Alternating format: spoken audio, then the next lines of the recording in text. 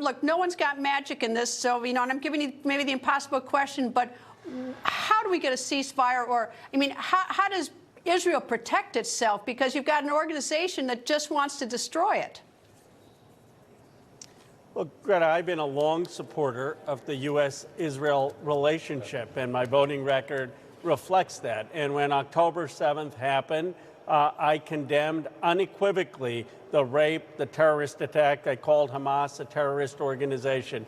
And for weeks, I didn't call for a ceasefire. But the way Netanyahu has gone about this has been totally arrogant, and it hasn't been how Israel went about the terrorist attack in Munich, where they got every person who was accountable in a precision way.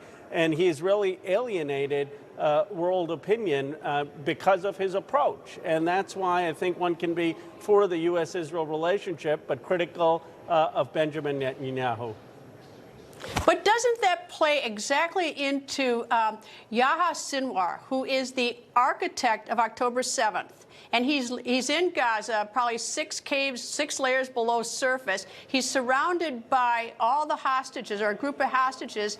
And the more the Palestinian people suffer, the more he gets world opinion, because none of us can stand to see people die. And so we play right into his hand. Meanwhile, he won't surrender. He's calling for the death and destruction of Israel. So doesn't it put Israel in just the most impossible position? Because the minute they pull out, Sinwar is going to do all the dirty things he's been doing for years. Well, look, I am no apologist for Hamas. I've said they're a terrorist organization, and they have to, on day one, release all the hostages for a ceasefire. I mean, that has to be part of the deal. There's no excuse for their holding innocent hostages, including babies and children. But the reality is there are 30,000 Hamas fighters. Even if you accept some of the estimates that they've killed 6, 7, 10,000, there's no way that there is a military solution to the elimination of Hamas without killing hundreds of thousands of Palestinians. And the way Netanyahu has gone about this, I just think, has been the wrong approach. It wasn't the way that Israel went about the terrorist attack in Munich.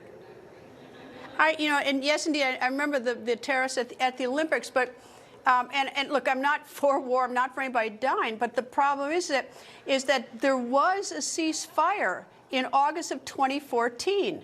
And all the time between 2014 and October 7th, you've got these 2 leaders, one who's sitting in Qatar, living in luxury, and you've got Sinwar, and they've been planning this, and then they did something that was 20 times our 9/11. And now the world wants Israel to back off because we can't stomach to see all the deaths and the humanitarian problems.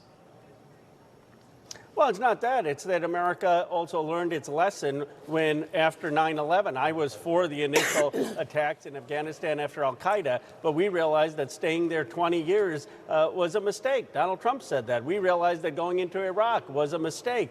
And I think Israel, Netanyahu, is making the same mistake of overreach that George W. Bush made, which was to go in overcommitted to something that doesn't have a military solution. If I thought that they would simply be able to eliminate Hamas militarily and there would have some new rule in Palestine of civilians and that you could achieve that militarily, that's a different question. I just don't think that's achievable. Ultimately, we need 2 states. They needed to take action to get the terrorists accountable, but until we have some 2-state diplomatic solution, which does not include Hamas, get the Gulf allies to pressure for a economic development conditional on Hamas not being part of government, I think we need that approach as well. It can't be military in itself. I sure wish some of the Arab countries would be more helpful in trying to do this as well, because it seems that this is. It's horrible all the way around. Anyway, Congressman Khanna, thank you very much, sir. I do hope you come back.